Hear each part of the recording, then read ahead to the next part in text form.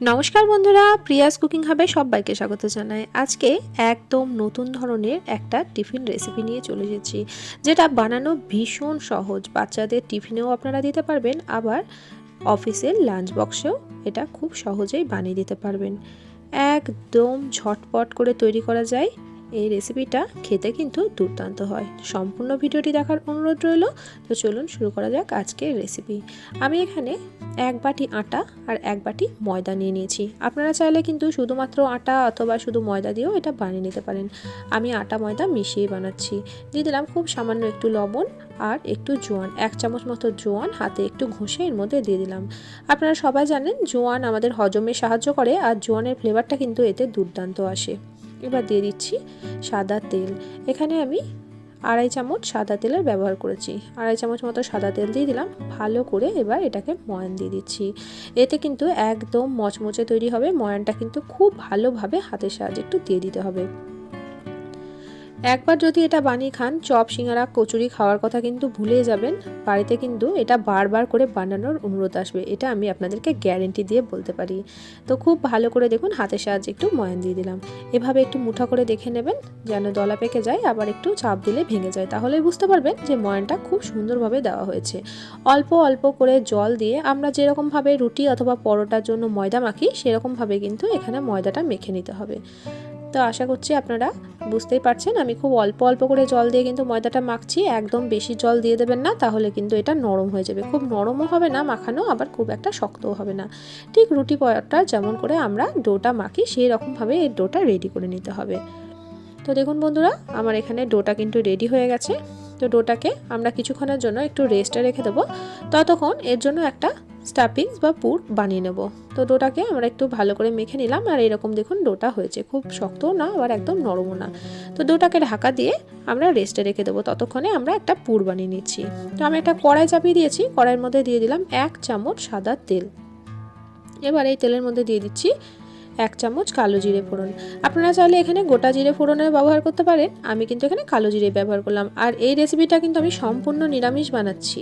আর এখানে দেখুন আগে থেকে একটা আলু মাঝারি সাইজের গ্রেট করে নিয়েছি। এভাবে গ্রেটার দিয়ে একটু গ্রেট করে ভালো করে ধুয়ে তারপরে জল ঝরিয়ে আলুটা এখানে দিয়ে দিলাম।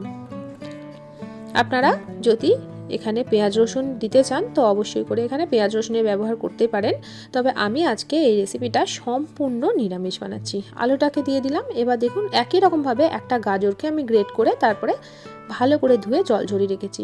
আর এখানে নিয়েছি খুব অল্প একটু বাঁধাকপি, 1 কাপ মতো বাঁধাকপি আমি গ্রেট করে এখানে দিয়েছি। মানে গ্রেট করার পর পরিমাপটা আমার 1 কাপ হয়েছে। তো এখানে আলু বাঁধাকপি গাজর সবকে খুব ভালোভাবে মিশিয়ে দিচ্ছি। আর গ্যাসের ফ্লেমটা কিন্তু এখন একদম হাই করা আছে, যেহেতু এটা থেকে অনেকটা জল ছাড়বে। তো প্রথমে কিন্তু একটু হাই ফ্লেমে এটা একটু রান্না করে নিতে হবে। দিয়ে দিলাম কালারের জন্য 1 চামচ হলুদ গুঁড়ো। এবার দিয়ে দিচ্ছি স্বাদ মতো লবণ। লবণটা এখানে একটু বুঝে ব্যবহার করবেন, কারণ এইটা কিন্তু শুকিয়ে যাবে, অনেকটাই কমে যাবে। তো সেই অনুপাতে একটু লবণ দিয়ে দিলাম। এখানে আমি 1/2 চামচের একটু বেশি লবণ এখানে দিয়ে দিলাম। এরপর দিয়ে দিচ্ছি 1/2 চামচ ধনে গুঁড়ো, 1 চামচ জিরে গুঁড়ো, 1 চামচ ঝাল লঙ্কার গুঁড়ো, আর দিয়ে দিচ্ছি কালারের জন্য 1/2 চামচ কাশ্মীরি লঙ্কার গুঁড়ো। আর কিন্তু কোনো রকম মশলার এখানে ব্যবহার করব না। এই মশলাই কিন্তু এই রেসিপির জন্য যথেষ্ট। তো এবার দেখুন বন্ধুরা, ভালো করে মশলাটাকে একটু মিশিয়ে দিচ্ছি। মিশিয়ে গ্যাসের ফ্লেমটা হাই রেখে একটুখানি মশলাটাকে কষিয়ে নেব। কিছুক্ষণ হাই ফ্লেমে রেখে সব একটু কষিয়ে নিলাম। ওই 1 মিনিট মতো আমি একটু কষিয়ে নিয়েছি। এবার ঢাকা দিয়ে কিছুক্ষণ আমি রান্না করে নেব। এটাকে আমি মিডিয়াম ফ্লেমে ঢাকা দিয়ে 1 মিনিট মতো রেখে দিয়েছিলাম। আর গ্যাসের ফ্লেমটা কিন্তু অবশ্যই এই সময় ঢাকা দেওয়ার সময় মিডিয়ামে রাখবেন। তো দেখুন এখানে কিন্তু আলু বাঁধাকপি আর গাজর সুন্দরভাবে সেদ্ধ হয়ে গেছে, আর এর জলটাও কিন্তু অনেকটাই শুকিয়ে গেছে। এখন আমি এখানে অ্যাড করে দিচ্ছি কিছুটা ছানা। তো আমি এখানে দুধ কাটিয়ে একটু ছানা ব্যবহার করেছি। তো আপনারা চাইলে কিন্তু পনিরও গ্রেট করে দিতে পারেন, আবার এখানে ডিমের ভুজিয়াও আপনারা ব্যবহার করতে পারেন। আমি যেহেতু সম্পূর্ণ নিরামিষ বানাচ্ছি, তো তার জন্য আমি এখানে 1 কাপ মতো ছানা এখানে দিয়ে দিলাম। তো ছানাটা দিয়ে ভালো করে এই সবজিটার সঙ্গে মিশিয়ে দিচ্ছি। এই স্টাফিংসটার মধ্যে ছানাটা দিলে খেতে কিন্তু ভীষণ ভালো লাগে। আর আমি যেহেতু এটা সম্পূর্ণ নিরামিষ বানাচ্ছি, আপনারা ছানার জায়গায় কিন্তু এখানে একটু চিজও দিয়ে দিতে পারেন। তো যেটা আপনারা পছন্দ করবেন সেটা কিন্তু দিয়ে দিতে পারেন। আবার কোনো কিছু না দিলেও কিন্তু খেতে ভীষণ ভালো লাগে। দিয়ে দিলাম 2 চামচ আমচুর পাউডার। আমচুর পাউডারটা অবশ্যই করে দেওয়ার চেষ্টা করবেন, এতে কিন্তু দুর্দান্ত একটা টেস্ট আছে। আমচুর পাউডার না থাকলে আপনারা এখানে চাট মশলারও ব্যবহার করতে পারেন। তো খুব সামান্য একটু ধনেপাতা দিয়ে ভালো করে এবার এটা একটু মিশিয়ে দিচ্ছি। পুরটা কিন্তু আমাদের সম্পূর্ণ রেডি হয়ে গেছে। এরকমই কিন্তু শুকনো শুকনো করে নিতে হবে পুরটা কিন্তু একদম জলজলা থাকলে হবে না। যতক্ষণ না জলটা শুকিয়ে যাচ্ছে ততক্ষণ কিন্তু পুরটাকে এভাবে একটু নাড়াচাড়া করে দিতে হবে। তো দেখুন আমাদের পুরটা কিন্তু একদম রেডি। আমি একটা প্লেটের মধ্যে এই পুরটাকে নিয়ে নেবো। তো এখন একটা প্লেটের মধ্যে পুরটাকে নিয়ে নিয়েছি। আর দেখুন পুরটা কিন্তু একদমই ঠান্ডা হয়ে গেছে।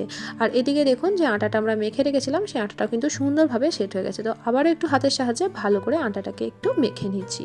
মেখে নিয়ে এখান থেকে ছোট ছোট করে যেমন রুটির লেচি কাটি সেরকমভাবে কিন্তু লেচিটা কেটে নিব। তো এটা থেকে টোটাল আমার 10টা লেচি হয়েছিল।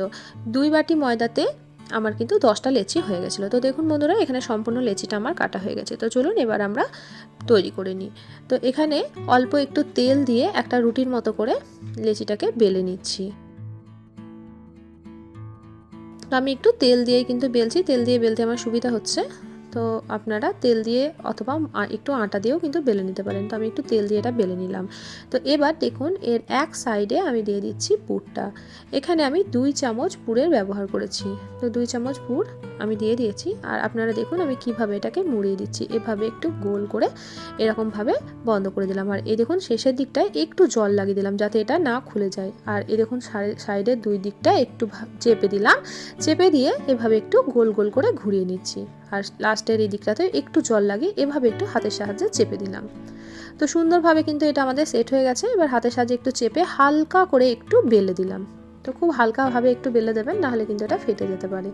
তো দেখুন বন্ধুরা একটা আমাদের তৈরি হয়ে গেল। আর একটাও আপনাদেরকে দেখিয়ে দিচ্ছি। আমি এখানে একটা রুটি বেলে নিয়েছি।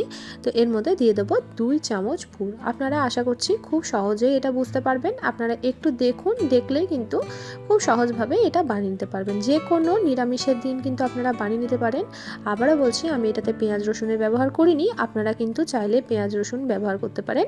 আর এখানে ছানার বদলে আপনারা কিন্তু ডিমের ভুজিয়াও এখানে দিতে পারেন, অথবা চিকেন দিয়েও আপনারা এটা বানাতে পারেন। তো একই রকমভাবে এটাকেও আমরা তৈরি করে নেব। একই রকমভাবে এরকমভাবে একটু গোল করে এটাকে রাউন্ড শেপে বানিয়ে নিলাম। এটা বানানো কিন্তু ভীষণই সহজ। অবশ্যই করে আপনারা একবার হলেও এই রেসিপিটা বানিয়ে দেখবেন। আর আমাকে কমেন্ট করে জানাবেন আপনাদের এই রেসিপিটা কেমন লাগলো। আপনাদের কমেন্টে কিন্তু আমি রান্নার উৎসাহ পাই বন্ধুরা। আজকের রেসিপিটা কে কোথা থেকে দেখছেন অবশ্যই আমাকে কমেন্ট করে জানাবেন। আপনাদের সুন্দর সুন্দর কমেন্টে কিন্তু আমি রান্নার উৎসাহ পাই। তো বন্ধুরা এগুলো আমি অনেক কটাই বানিয়ে নিয়েছি। এবার এগুলোকে আমরা ভেজে নেব।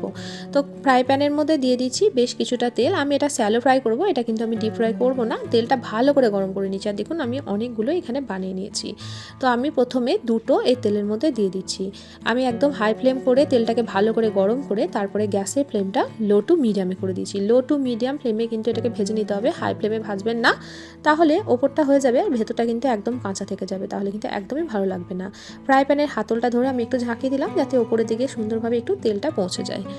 তো বন্ধুরা এটা মিডিয়াম ফ্লেমে রেখে আমি এটা ভেজে নিচ্ছি, লো টু মিডিয়ামে রেখে ভেজে নিচ্ছি। আর দেখুন এখানে চামচের সাহায্যে একটু গরম তেলটা ওপরের দিকে দিয়ে দিচ্ছি। যেহেতু এটা শ্যালো ফ্রাই করছি তো তার জন্য এটা করছি। আপনারা যদি ডিপ ফ্রাই করেন তাহলে কিন্তু তেলের মধ্যে দিয়ে এরকমভাবে চামচের সাহায্যে দেওয়ার কোনো প্রয়োজন নেই। এই তেলেই কিন্তু সবগুলোই আমার ভাজা হয়ে যাবে। তো মোটামুটি 4 মিনিট পর এটাকে একটু উল্টে দিচ্ছি। তো দেখুন একটা সাইড কত সুন্দর কালার হয়ে গেছে। একটা ব্যাচ ভাজতে কিন্তু 7 থেকে 8 মিনিট মতো সময় লাগবে বন্ধুরা। একটু ধৈর্য ধরে এপিট ওপিট উল্টে পাল্টে একটু ভেজে নিতে হবে, তাহলে কিন্তু এটা খেতে দুর্দান্ত হবে। আর গ্যাসের ফ্লেম হাই করে কিন্তু কখনোই ভাজবেন না। তো আমি আর একটু সাইড করে আর একটাও আমি এর মধ্যে দিয়ে দিলাম। এর ওপর থেকে আমি একটু গরম তেল দিয়ে দিচ্ছি। তো এভাবে একটু ধৈর্য ধরে একটু সময় নিয়ে কিন্তু এক একটা ব্যাচ আপনাদেরকে ভেজে নিতে হবে। তো আবারও দেখুন এটাকে উল্টে দিচ্ছি। আর আগের যেগুলো ছিল সেগুলোকেও একটু উল্টে দিচ্ছি। একটু সুন্দর করে গোল্ডেন ব্রাউন কালার করে এটাকে ভেজে নিতে হবে। তো বন্ধুরা, আজকে যারা প্রথমবার আমার চ্যানেলটিতে এসেছেন, আমার রেসিপি সামান্য হলেও ভালো লেগে থাকলে চ্যানেলটিকে সাবস্ক্রাইব করে পাশে থাকার অনুরোধ রইল। পাশে থাকা বেল বাটনটিকে প্রেস করে অল নোটিফিকেশানটা অন করে রাখবেন, যাতে নিত্য নতুন কোনো রেসিপি দিলে সবার আগে আপনাদের কাছে নোটিফিকেশান পৌঁছে যায়। তো দেখুন বন্ধুরা, আবারও আমি একবার উল্টে দিলাম।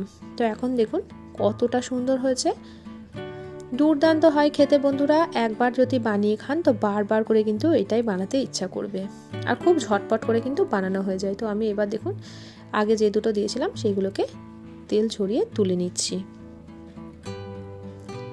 আবারও একই রকমভাবে বাকি দুটো এখানে দিয়ে দেব। তো দেখুন বন্ধুরা, আগেরটাকেও আমি একটু উল্টে দিলাম।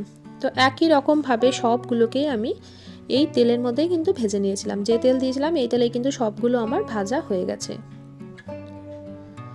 তো বন্ধুরা দেখুন কতটা লোভনীয় হয়েছে দেখতে। তো সবগুলো আমি এভাবে ভেজে নিয়ে তারপরে ফিরে আসছি। তো এইগুলো আমি তেল থেকে তুলে নিচ্ছি। এভাবে আমি 3টে ব্যাচে ভেজে নিয়েছি। তো বন্ধুরা দেখুন আমার কিন্তু সবগুলোই তৈরি হয়ে গেছে, আর দেখতে কতটা লোভনীয় হয়েছে। আজকে এই রেসিপি কেমন লাগলো অবশ্যই আমাকে কমেন্ট করে জানাবেন। রেসিপি ভালো লাগলে প্রিয়জনদের সঙ্গে শেয়ার করতে কিন্তু ভুলবেন না বন্ধুরা। আর একটা আমি আপনাদেরকে ভেঙে দেখাচ্ছি। তো দেখুন একদম কিন্তু মুচমুচে হয়েছে, ভেতর থেকে কিন্তু একদম ক্রাঞ্চি হয়েছে।